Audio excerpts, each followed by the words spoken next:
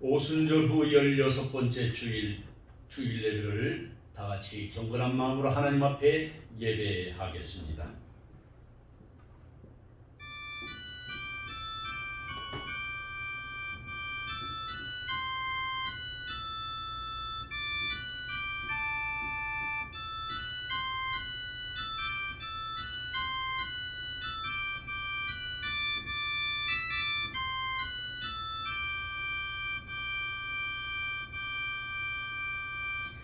만민들아 우리 하나님을 송축하며 그의 찬양 소리를 들리게 할지어다.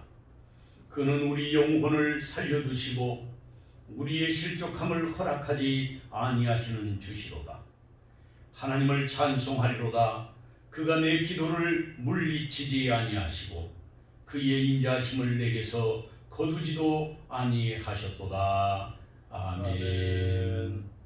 거룩하시고 자비로우신 아버지 하나님, 주의 은혜와 사랑으로 지난 이래 동안도 우리를 지키시고 하나님의 성전에 나와 예배하며 아버지의 얼굴을 구할 수 있도록 은혜를 베풀어 주시니 감사합니다. 팬데믹 현상으로 각 가정에서 흩어져 예배하는 주의 백성들을 주님이 살펴주시고 성령께서 한 마음 한 뜻이 되어 아버지께 예배하는 은총의 시간이 되게 하옵소서. 우리의 마음을 모아 주의 영광을 노래하고 주의 이름을 높일 때에 하늘에서 받으시고 기뻐하여 주시옵소서. 예배의 시종을 주님께 의뢰하옵고 예수 그리스도의 이름으로 기원하옵나이다. 아멘. 찬송가 85장 찬송하겠습니다.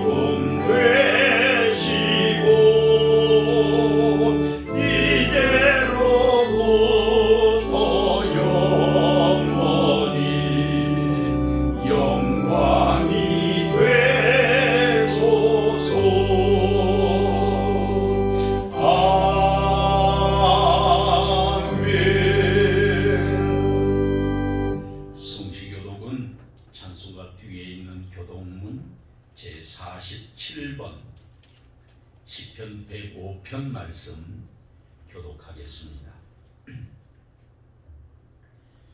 여호와께 감사하고 그의 이름을 불러아뢰며 그가 하는 일을 만민 중에 알게 할지어다.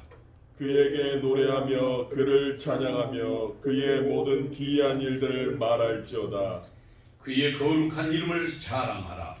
여호와를 구하는 자들은 마음이 즐거울지로다. 여호와와 그의 능력을 구할지어다.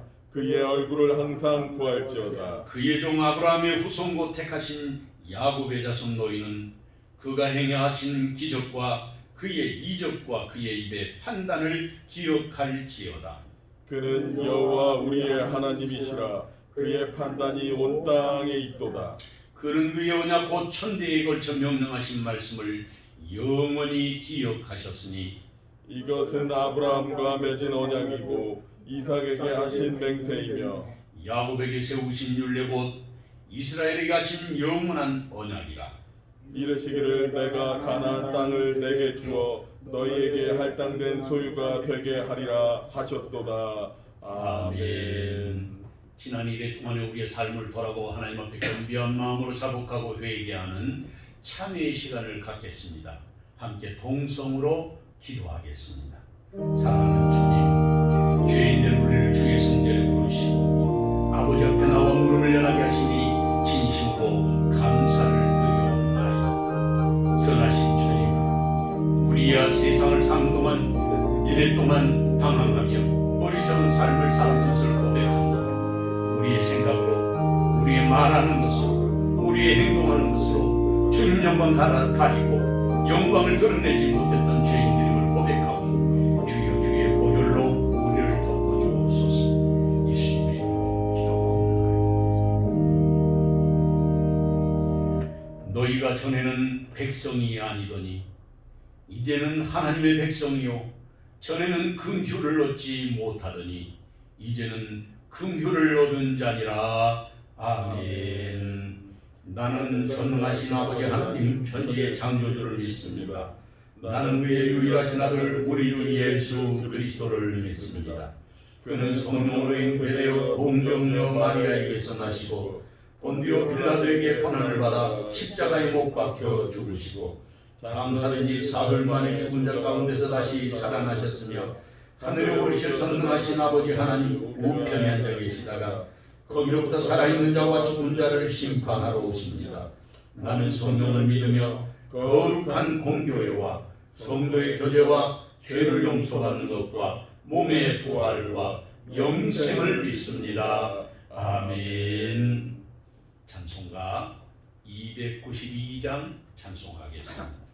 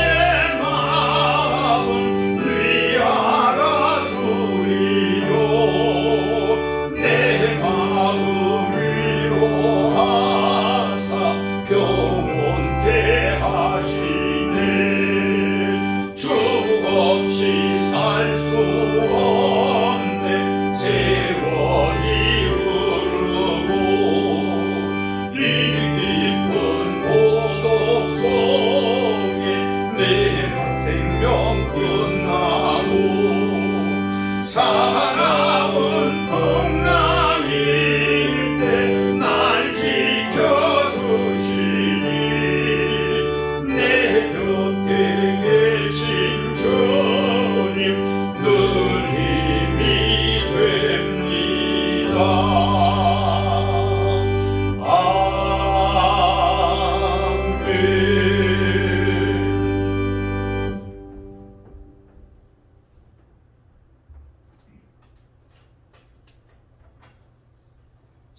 사랑과 은혜가 풍성하신 거룩하시고 자비로우신 하나님 아버지, 그 크신 은혜에 감사와 찬송과 경배를 드립니다.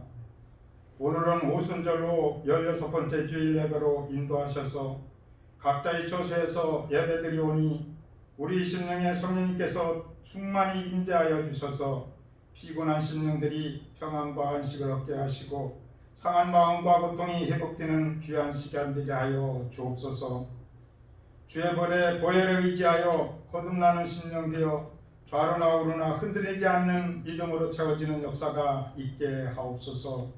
사랑의 하나님 아버지, 우리는 날마다의 삶 속에 내 안에 주님이 계십니다.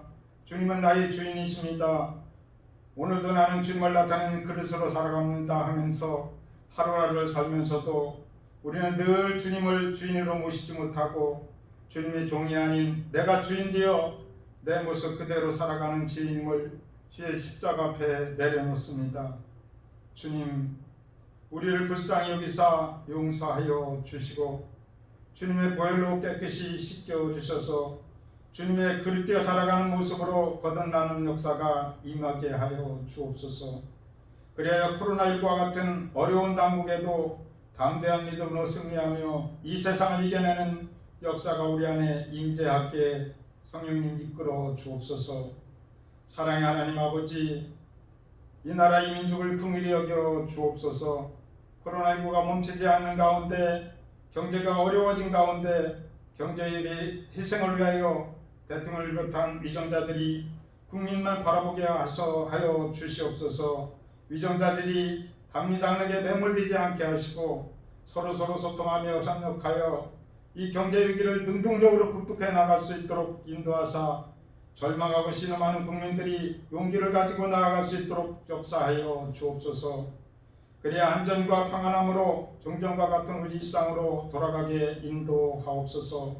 또한 태풍으로 인한 이재민들에게도 주님이 이루하사 복구가 속히 이루어지게 용기 내려 주시옵소서.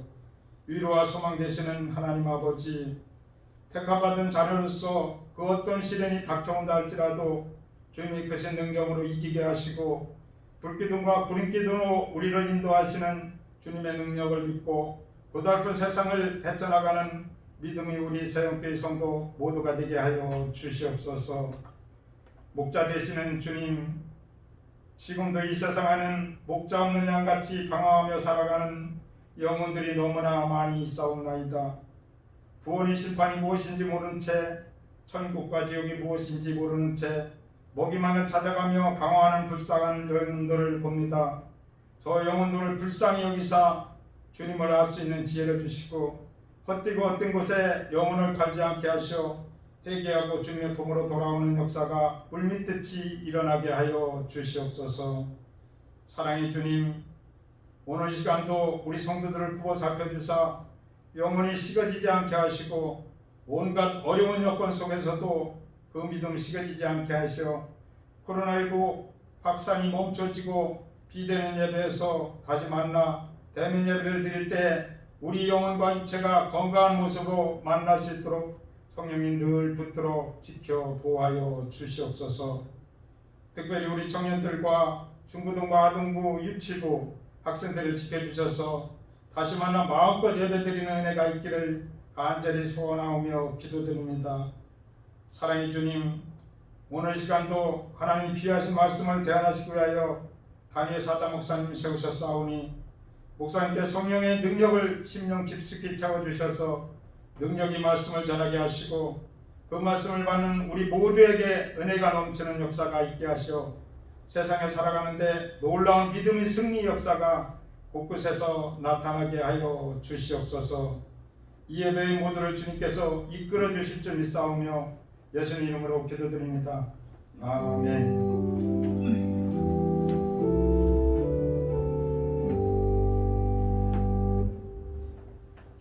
오늘 하나님께서 우리에게 주신 말씀은 빌립보서 제 1장 15절에서 30절 말씀까지, 빌립보서 제 1장 15절 말씀부터 30절 말씀까지 제가 봉독해 드리겠습니다.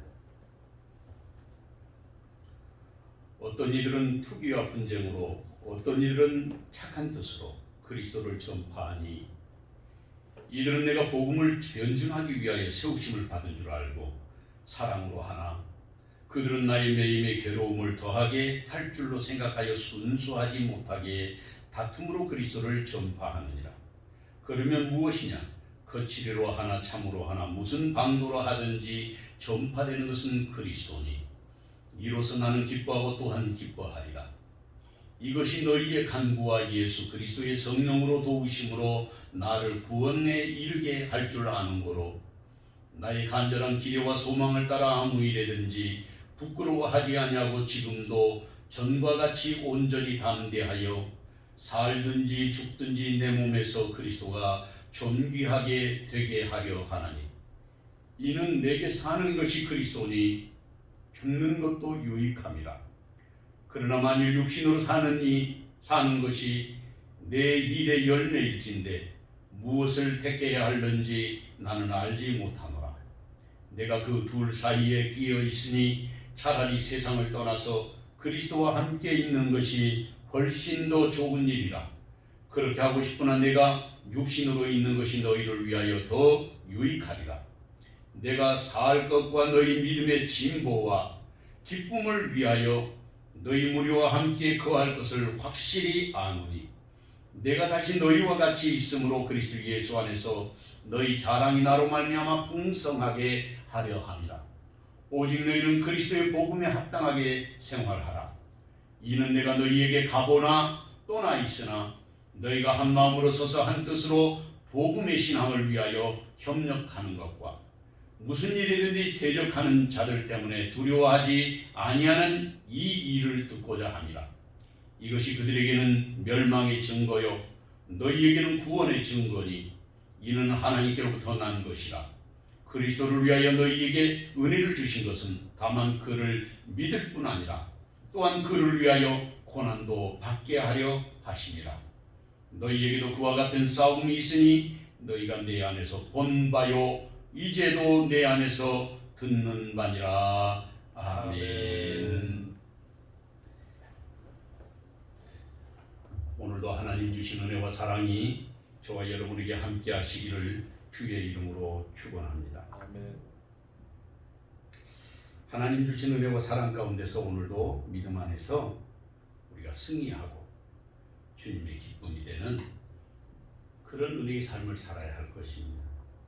오늘 본문을 읽으면서 본문 말씀 속에서 우리에게 가르쳐 주시는 가장 중요한 말씀이 있다면 어떤 것이라고 생각이 되십니까? 물론 우리가 어떤 생각을 가지고 살아가느냐에 따라서 다를 수 있지만 본문의 말씀을 보면 그 말씀의 중심이 되는 사상은 바로 29절 말씀에 있다. 저는 그렇게 생각했습니다. 그리스도를 위하여 너에게 은혜를 주신 것은 다만 그를 믿을 뿐 아니라 또한 그를 위하여 고난도 받게 하려 하십니다. 하나님이 우리를 부르시고 우리가 살아가는 삶의 진정한 목적을 한마디로 여기에서 그를 위하여 라는 말씀으로 요약하고 있습니다. 모든 그리스도인들, 즉 예수님의 제자들은 삶의 목적과 모든 일의 목표가 예수 그리스도를 위한 삶이어야 한다. 그렇게 말씀하고 있는 것입니다.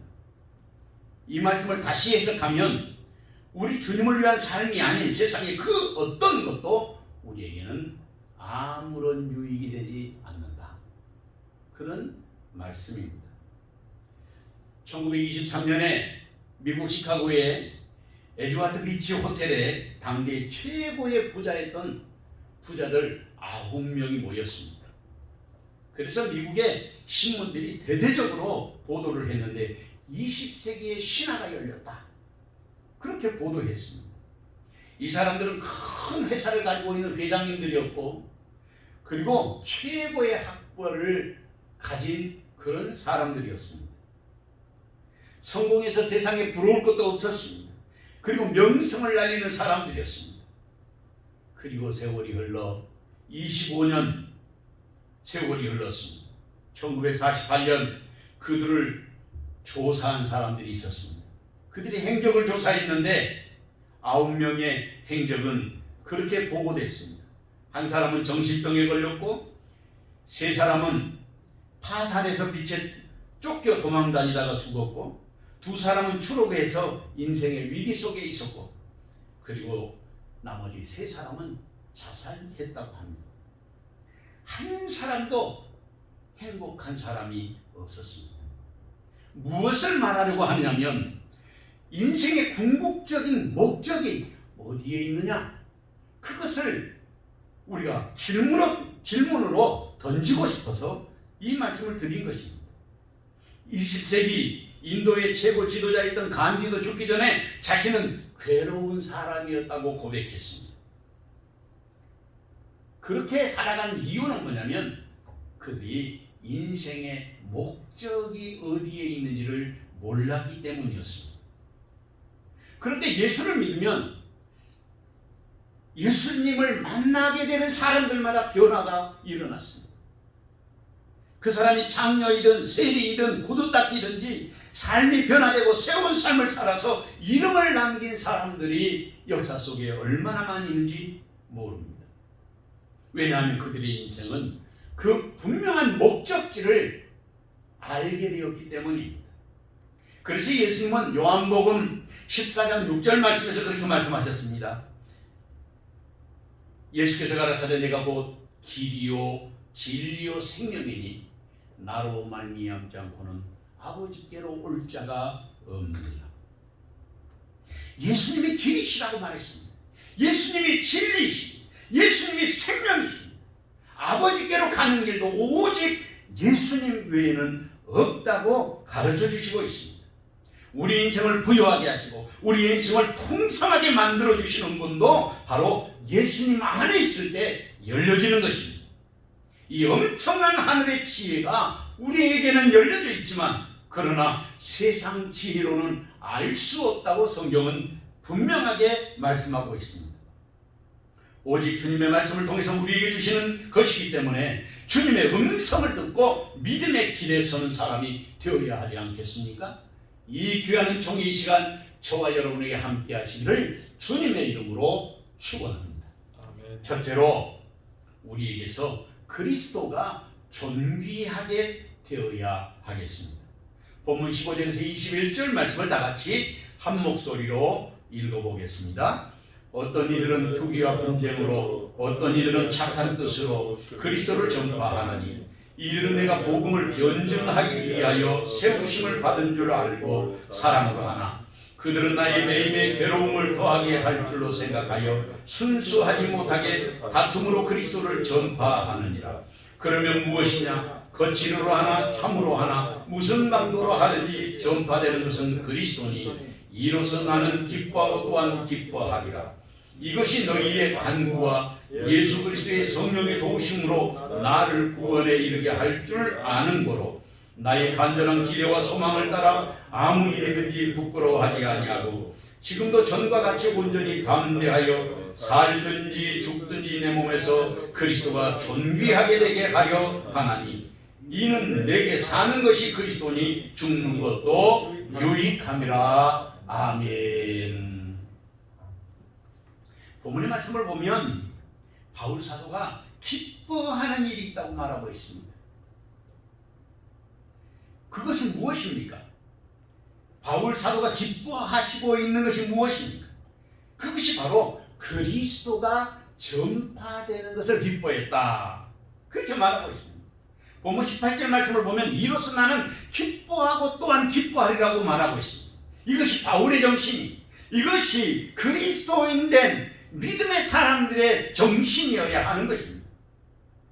바울 사도가 어떤 자세로 복음을 전했는지를 여기서 가르쳐주고 있습니다. 그러니까 본문의 말씀에서 바울 사도가 가지고 있는 관심의 초점은 분명하게 알 수 있습니다. 본문 15절 이하의 말씀을 보면 복음이 전파되는 여러 가지 통로를 말하고 있는데 첫째는 복음을 전하는데 여러 사람이 투기와 분쟁으로 복음을 전한다는 것입니다.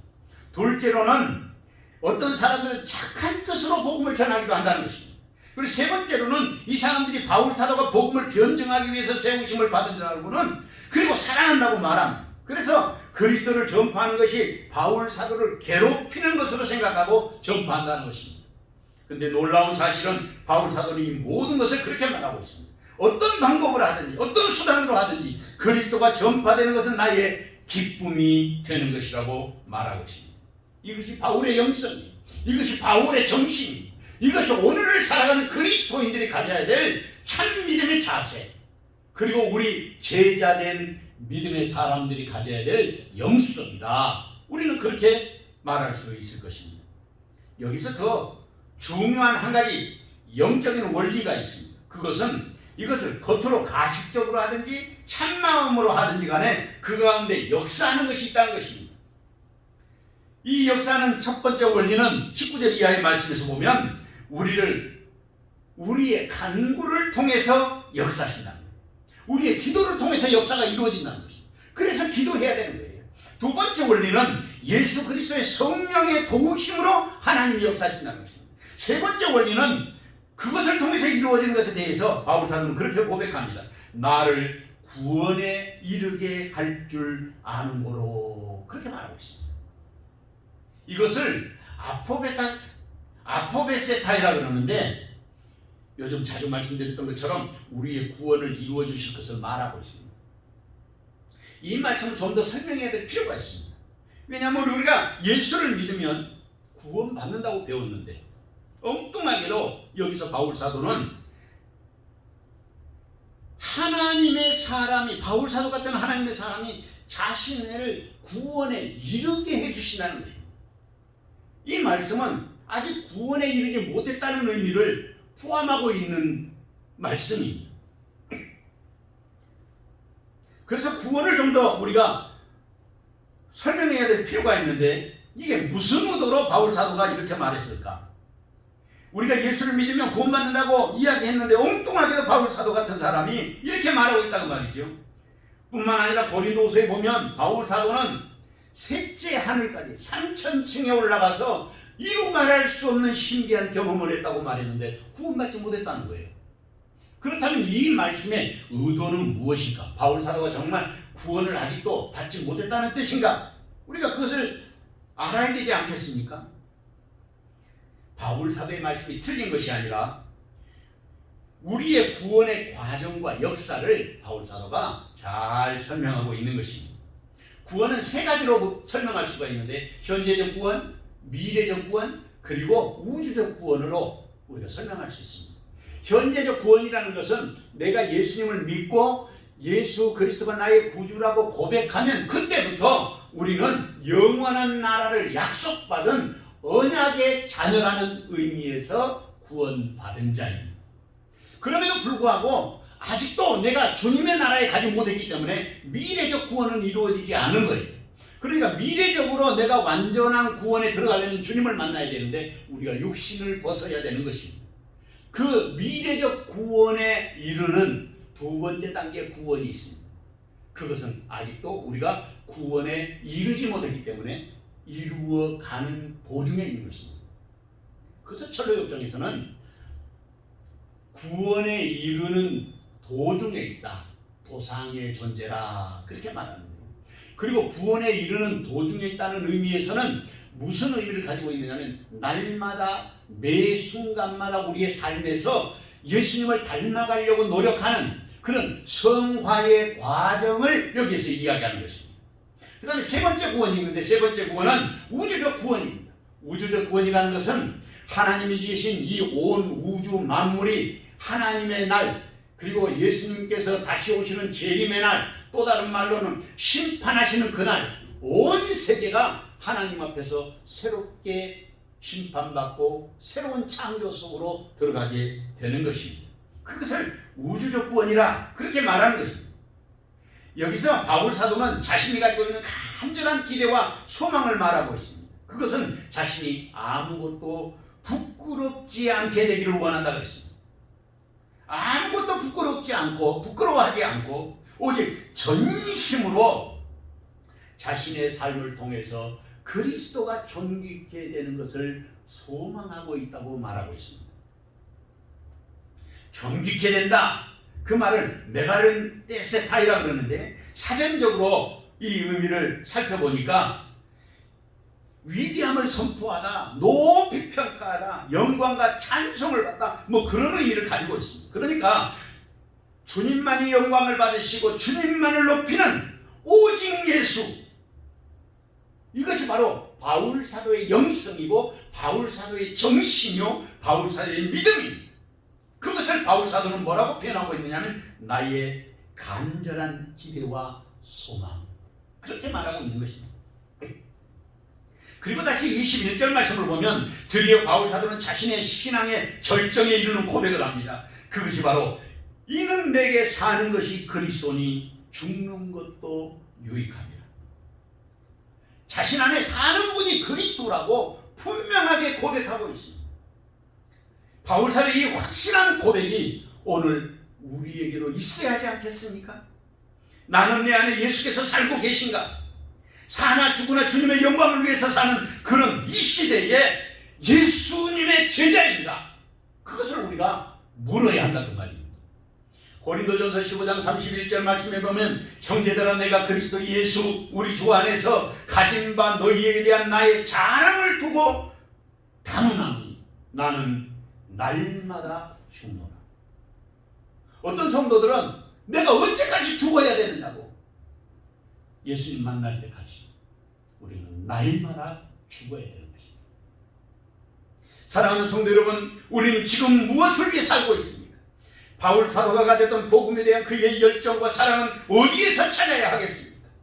사나 죽으나 오직 주님만이 존귀하게 되기를 원하는 이 위대한 믿음을 우리도 소망하며 살아야 하지 않겠습니까? 그 자리에 지금 주님은 지금 저와 여러분을 부르고 계시는 것입니다. 이 귀한 종이 시간 저와 여러분에게 함께 하시기를 주의 이름으로 축원합니다.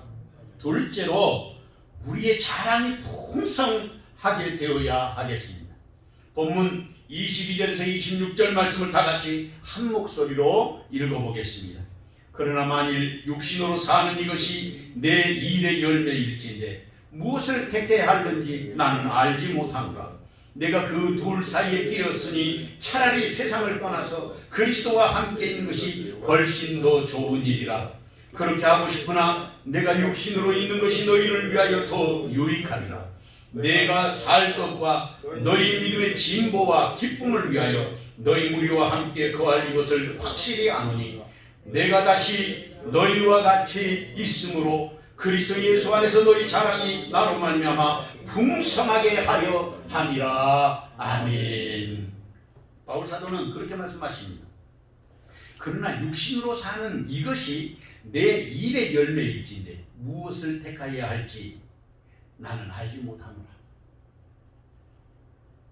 이 말씀을 읽으면서 마음이 가는 그런 말씀이 내 일의 열매라는 말씀이었습니다. 바울 사도는 세상에서 육신으로 사는 것이 자신이 행한 일의 열매라고 했습니다. 자신이 행한 일의 열매, 이게 뭘 말하는 것일까? 바울 사도가 세상에서 육신으로 사는 것이 자신이 행하는 일의 열매라고 했는데 무엇을 말하는 거냔 말이죠. 그리고 바울 사도는 여기서 좋은 것이 있다고 했습니다. 그 좋은 것이 뭐냐면 이 세상을 떠나서 주님과 함께 있는 것이 더 좋은 일이라고 분명하게 말하고 있습니다. 그리스도 예수 안에 내가 지금 그렇게 사는 것이, 그리스도와 함께 사는 것이 훨씬 더 좋은 일이라고 분명하게 말하고 있습니다.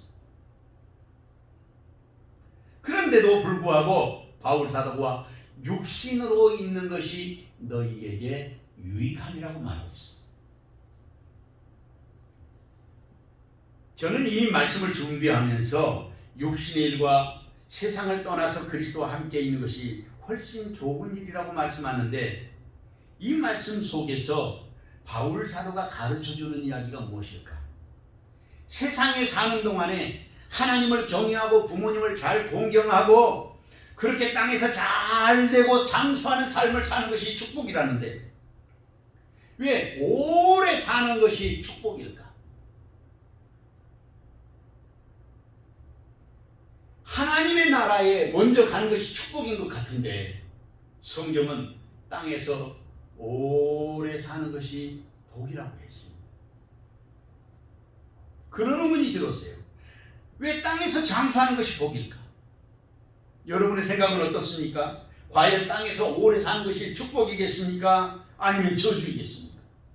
이 풍진 세상을 사는 동안에 우리가 겪는 희노애락이 축복이냔 말이에요. 순전히 제 개인적인 해석이기도 하지만 아마도 우리가 세상 사는 것이 쓸모없는 것이었다면 하나님은 이렇게 세상을 버려두지는 않으셨을 것이라는 생각을 하게 됐습니다. 우리는 모두 하나님의 심판대 앞에 서게 되어 있습니다.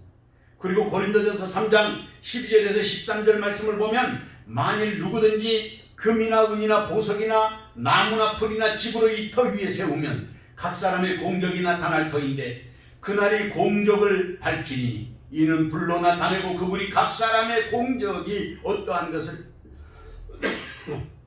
시험할 것이니라 라고 말씀하고 있습니다. 주님의 심판대 앞에서 남는 것이라고는 오직 믿음만이 남는다고 하는 그런 의미의 말씀입니다. 그러니까 우리의 믿음이 중요하다는 것이 아니겠습니까? 내가 지금 믿음으로 하는 일은 무엇입니까? 자신에게 스스로 물어야 하지 않겠습니까? 그리고 믿음으로 살기 위해서는 반드시 우리가 가져야 할 것들이 있습니다. 신명기 32장 46절 말씀을 보면 그들에게 이르되 내가 오늘 너희에게 증언한 모든 말을 너희 마음에 두고 너희의 자녀에게 명령하여 이 율법의 모든 말씀을 지켜 행하게 하라고 했습니다. 신명기 11장 18절 말씀에서도 이러므로 너희는 나의 이 말을 너희 마음과 뜻에 두고 또 그것을 너희 손목에 메어 기호로 삼고 너희 미간에 맺혀 표를 삼으라고 가르쳤습니다. 우리가 세상 사는 동안에 세상이 우리에게 축복인 이유를 바로 여기서 가르쳐주고 있습니다. 하나님 우리를 하나님의 나라로 초대하고 계십니다. 그런데 그곳에서 주님의 그 엄청난 영광에 참여하도록 초대하는데 그것이 하나님의 뜻입니다. 왜냐하면 하나님이 우리를 하나님의 형상으로 만드셨기 때문입니다. 그래서 우리를 하나님이 존귀하게 되기를 원하십니다.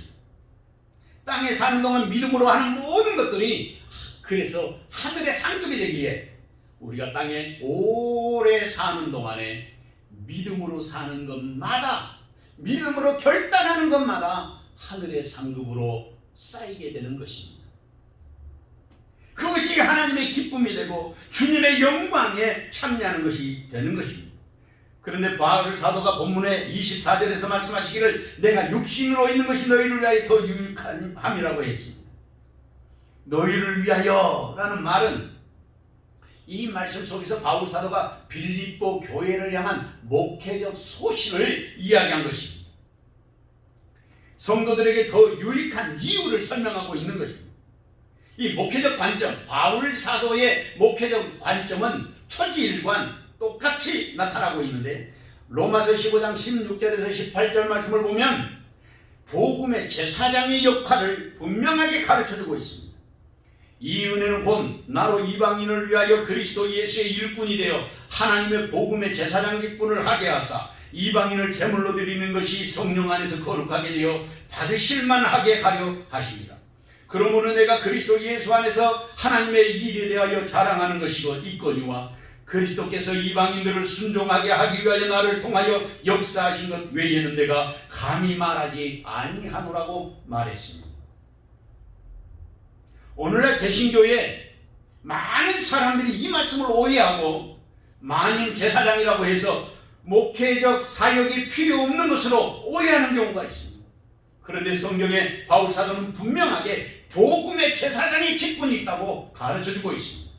이 복음의 제사장의 직분은 무엇을 하는 일인가? 다시 말하면 오늘날 목회적 관점을 어디에다 두고 일을 해야 되는가, 그것을 가르쳐주고 있습니다. 그러니까 일관되게 바울 사도가 빌립보 교회 성도들에게나 바울 서신에 나타나고 있는 모든 목회 서신에 분명하게 드러나는 것이 있는데, 그것은 복음의 제사장인 목회자의 관심은 첫째로 성도들이 하나님 앞에 어떻게 하면 제물이 되어 살 수 있을 것인가, 여기에 관점을 두어야 한다는 것입니다. 두 번째로는 복음의 제사장인 목회자들의 관심은 언제나 성도들이 성령 안에서 거룩하게 되어서 하나님이 받으실 만한 사람이 되도록 가르쳐야 한다는 거예요. 이게 바울 사도의 두 번째 주장입니다. 세 번째로는 그렇게 살아가는 모든 사람들이 성령 안에서 하나님의 역사하시는 것을 보고, 그리고 복음의 제사장들이 하나님 앞에 순종하는 삶을 보고 하나님 앞에 순종을 배우는 그런 삶을 살아야 한다는 것입니다.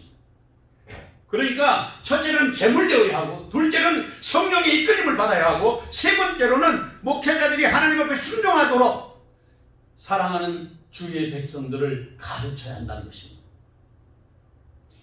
이것이 로마서 15장 16절에서 18절에 나와 있는 말씀입니다. 복음의 제사장의 사역이 그렇다고 말이죠. 다시 본문의 말씀으로 돌아가서 보면 바울 사도는 그렇게 말하고 있습니다. 바울 사도가 지금 육신으로 살고 있는 이유를 말하고 있는데, 첫째는 성도들의 믿음의 진보와 기쁨을 위해서 내가 있다. 오늘날 주의 종들이 있는 이유는 무엇이냐면 성도들의 믿음의 진보를 위해서 있고, 그리고 기쁨을 위해서 있는 것이라고 가르쳐주고 있습니다. 믿음의 진보가 일어나야 된다는 게 주의 종들을 통해서. 그렇게 하기 위해서는, 믿음의 진보를 위해서는 훈련받아야 됩니다. 말씀을 가까이 해야 됩니다. 기도하는 삶을 살아야 됩니다. 봉사하고 헌신하는 그런 삶을 배워야 하는 것입니다. 그것이 바로 예수님을 닮아가는 삶이기 때문에 그렇습니다. 두 번째로는 예수 그리스도 안에서 주의 종들로 말미암아 자랑할 것이 풍성해야 된다는 것입니다. 기도할 때 기도의 응답이 있고, 기도할 때 주님의 능력을 경험하고, 기도할 때 성령의 크신 은혜를 경험해서 그것들이 자랑이 되고, 그것들이 하나님의 기쁨이 되어야 한다는 것입니다. 이것은 바로 모든 말씀을 종합해보면 그리스도의 아름다운 믿음의 삶을 살아서 이 세상이 풍성함이 어디서 오는지를 알게 해야 된다는 것입니다. 바로 하나님 앞에 순종하는 법을 배워서 자신의 삶에서 믿음의 진보를 이루고 예수 그리스도의 믿음의 삶을 우리의 삶을 통해서 보여주는 그런 영적인 원리가 우리 안에서 작동되어졌을 때 예수님의 제자로 사는 참 믿음의 삶을 보여주는 것입니다. 에베소 1장 16절에 17절 말씀을 보면 내가 기도할 때 기억하며 너희로 말미암아 감사하기를 그치지 아니하고 우리 주 예수 그리스도의 하나님 영광의 아버지께서 지혜와 계시의 영을 너희에게 주사 하나님을 알게 하시고 라고 말하고 있습니다. 고린도후서 1장 14절에도 보면 너희가 우리를 부분적으로 알았으나 우리 주 예수의 날에는 너희가 우리의 자랑이 되고 우리가 너희의 자랑이 되리라고 했습니다.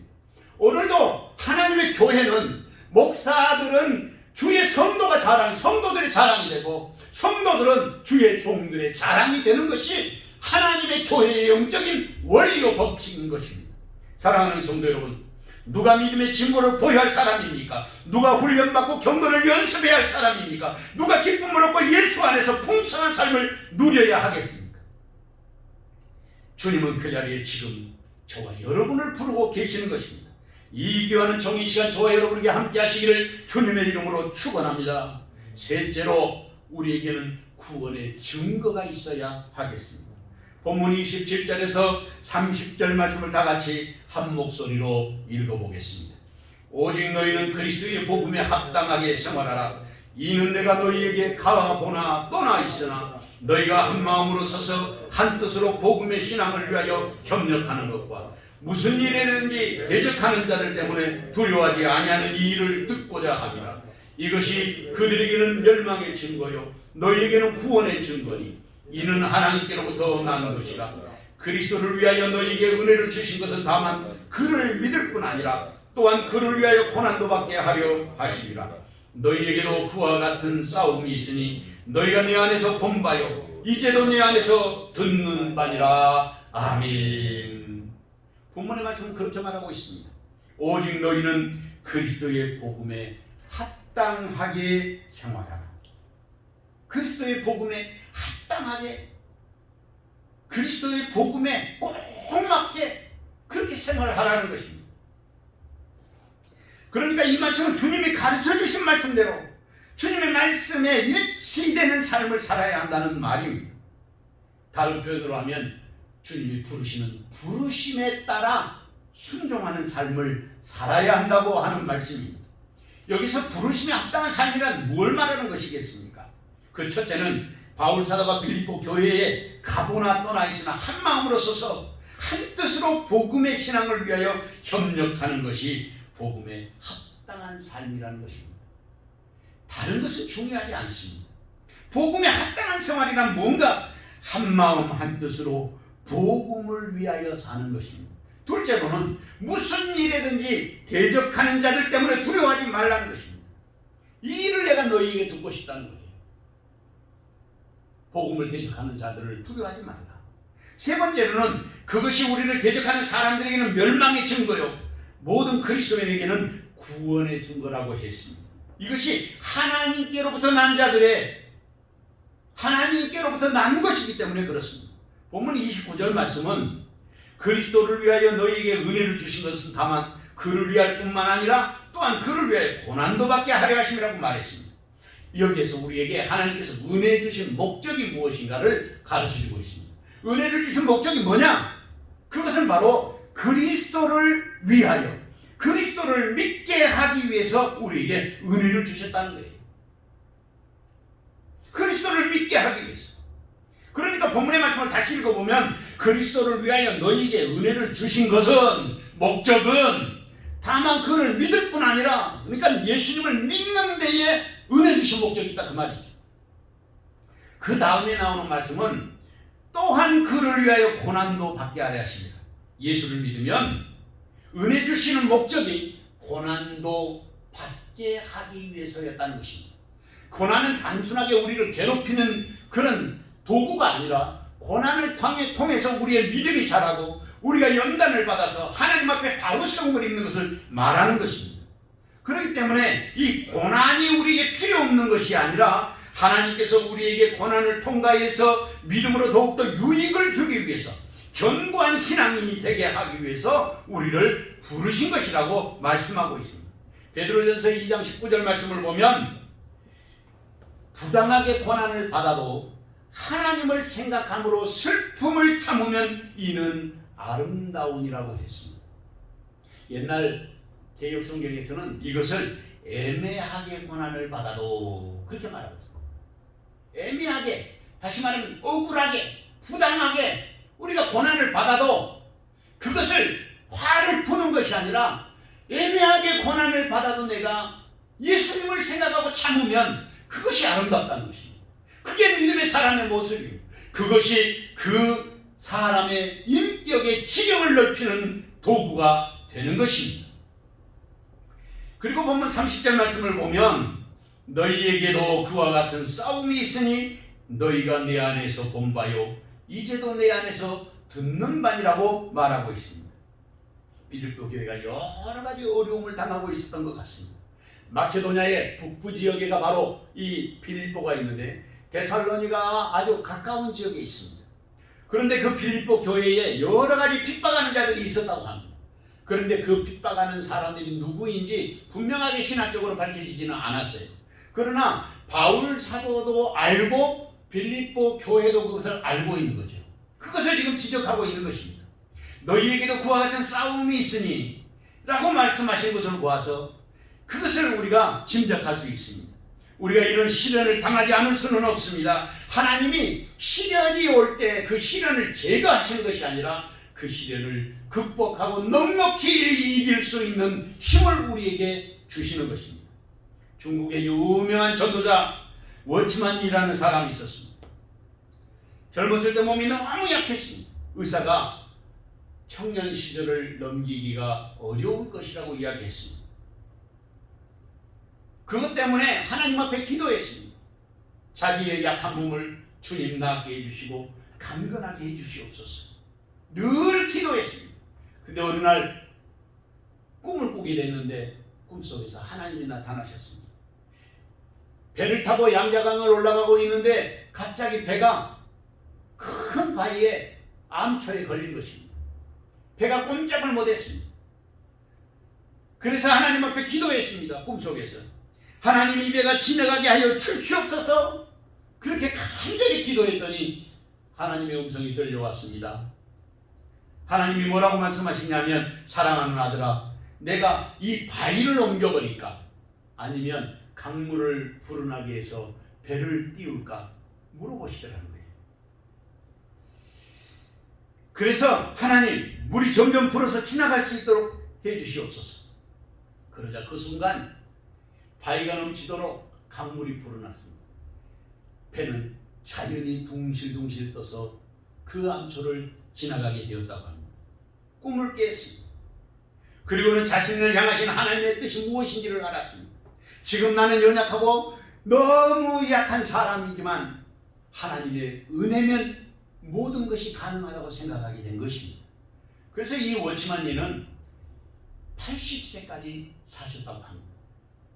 우리가 세상을 사는 동안에 고난이 없을 수는 없습니다. 그러나 하나님은 고난 속에서도 더 큰 하나님의 은혜를 우리에게 부어주셔서 그 고난 속에서 연단받고 그 고난 속에서 더 아름다운 믿음으로 성장해 가도록 우리를 권고하시는 것입니다. 야고보서 1장 2절에서 3절에 보면 내 형제들아, 너희가 여러 가지 시험을 당하거든 온전히 기쁘게 여기라. 이는 너희 믿음의 시련이 인내를 만들어내는 줄을 너희가 알미니라. 사랑하는 성도 여러분, 우리가 구원의 증거를 가지고 세상의 많은 사람들에게 주님의 영광을 드러내어야 하지 않겠습니까? 누가 그리스도의 복음에 합당한 생활을 해야 하겠습니까? 누가 한마음 한뜻으로 복음의 신앙을 위해서 살아야 하겠습니까? 우리를 대적하는 자들을 두려워하지 않는 믿음의 자리에 견고하게 서야 할 사람이 누구입니까? 그 자리에 주님은 지금 저와 여러분을 초대하고 계십니다.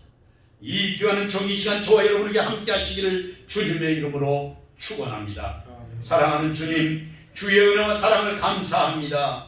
이 아침도 주님 앞에 엎드려 기도하며 복음의 신앙이 무엇인지 깨달아 알게 하여 주셨사오니 우리의 영혼을 새롭게 하시고 바울의 영성을 우리의 가슴에 품고 이 시대와 역사를 넉넉히 이기게 하여 주시옵소서.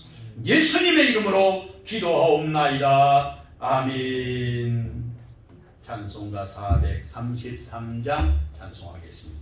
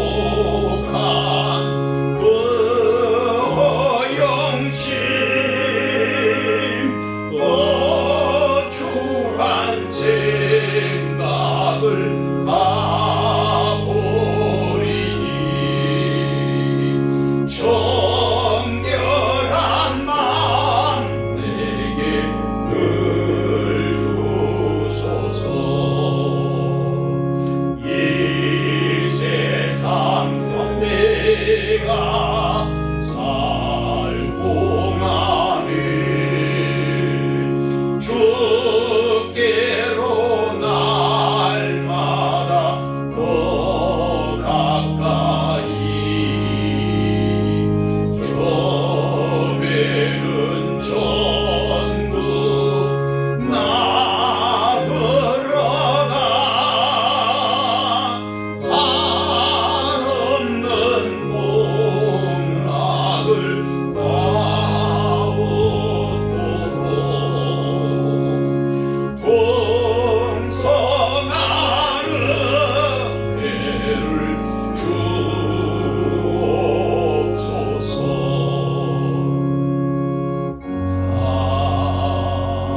아멘. 사랑하는 아버지 하나님, 주의 주신 은혜와 사랑을 진심으로 감사를 드리옵나이다. 팬데믹 현상으로 오늘 온 세계가 몸살을 앓는 가운데도 주님께서 우리에게 은혜를 베풀어 주셔서 오늘까지 이르게 하여 주시고 또 흩어져 예배하면서도 주님의 얼굴을 구하는 믿음의 자리에서 떠나지 않게 하여 주시니 진심으로 감사를 드리옵나이다. 주신 은혜를 감사하여 10의 하나와 감사의 예물과 성경금과 건축헌금 주일헌금과 또한 주님 앞에 드리는 모든 낙헌 제물들을 두 손들어 축복하오니 땅에 사는 동안 아버지를 영화롭게 하며 주의 기쁨 내게 하여 주시고 신실한 믿음과 사랑으로 세움을 입어 주님께만 영광 내게 하옵소서. 아버지 하나님, 10의 하나와 감사의 예물과 성경금과 건축헌금 주일헌금과 또한 주님 앞에 드리는 모든 낙헌 제물들을 두 손들어 축복하오니 우리의 삶이 복되게 하여 주시고 아버지께서 주시는 신실한 은혜와 사랑의 역사가 넘쳐나게 하옵소서. 또한 우리의 자녀손들을 축복하오니 주의 기쁨 되게 하여 주시고 시대와 역사에 꼭 필요한 일꾼들이 되게 하옵소서. 예수님의 이름으로 기도하옵나이다. 아멘. 교회 소식 전해드리겠습니다. 총회 지침이 내려왔는데 오늘 주일부터 300명 이하 교회는 20명 이하로 모여서 미만이 모여서 예배하게 하고 300명 이상 되는 곳에서는 50명 이하로 모여서 예배하라, 이렇게 공문은 내려왔습니다. 아직도 2단계가 풀려지지 않는 상태인데 아마 27일까지 적어도 예배가 비대면으로 우리 교회는 해야 되지 않을까, 그런 생각이 듭니다. 여러분들이 위해서 기도해 주시고 몸 관리 잘 하시고 비대면이 끝나고 나서 우리 예배할 때는 감기 증세가 있다 생각하는 분들은 교회에 오시면 안 되겠습니다. 그런 분들은 홈페이지를 통해서 예배를 가정에서 드려주시면 감사하겠습니다. 그리고 11조와 감사헌금 이렇게 보내신 분들이 지금 이제 계좌로 이체돼서 우리 재정부에서 집계 하고 있는데 여러분들이 계속해서 기도해 주시면 감사하겠습니다. 홈페이지 주소는 주보에 보면 거기에 홈페이지를 넣어놨으니까 거기에 홈페이지도 올리고 그 다음에 또 우리 전사님이 카톡방에도 올리고 있으니까 그것을 통해서 예배할 수 있도록 그렇게 해주시면 감사하겠습니다. 그리고 감사하게도 제 승용차가 이제 14년 차 돼서 또 교회에서 장로님들이 또 의논해서 승용차를 새로 구입하게 되었습니다. 기도해 주신 모든 분들에게 또 감사를 드립니다.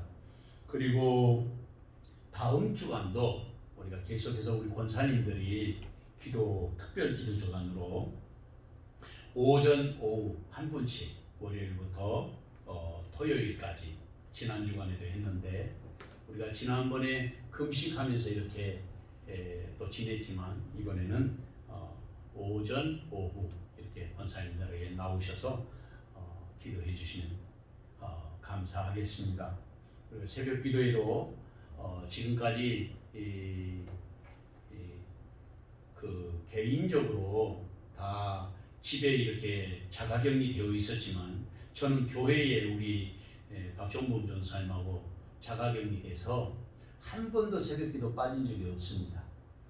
그러니까 우리 성도들도 새벽에 나오셔서 자리가 넓으니까 기도하는 삶을 게을리하지 않았으면 좋겠습니다. 지금 유대절기로는 지금 나팔절 기간 18일이 나팔절이고 28일이 대속죄일입니다. 기도하는 기간이에요. 그래서 꼭 함께 기도해 주시면 감사하겠습니다. 그리고 계속해서 성경 공부 내드리고 있는데 이걸 여러분들 꼭 말씀을 찾아보시고 또 묵상하시고 여러분의 신앙에 도움이 되시기를 부탁을 드립니다. 우리 기도하겠습니다. 이제는 교회 머리 되신 우리 주님 예수 그리스도의 은혜와 아버지 하나님의 극진하신 사랑과 성령의 감동, 감화, 위로, 교통하심과 그 복 주시는 은혜의 역사가 오늘도 복음의 신앙을 위하여 마음을 다하고 오직 예수를 위하여 살기를 마음속에 결단하는 사랑하는 세력의 모든 권속들 머리머리 위에와 흩어져 예배하는 처소들과 자녀들과 또 한국 교회 위에 지금부터 영원토록 함께 계시옵기를 간절히 축원하옵나이다. 아멘.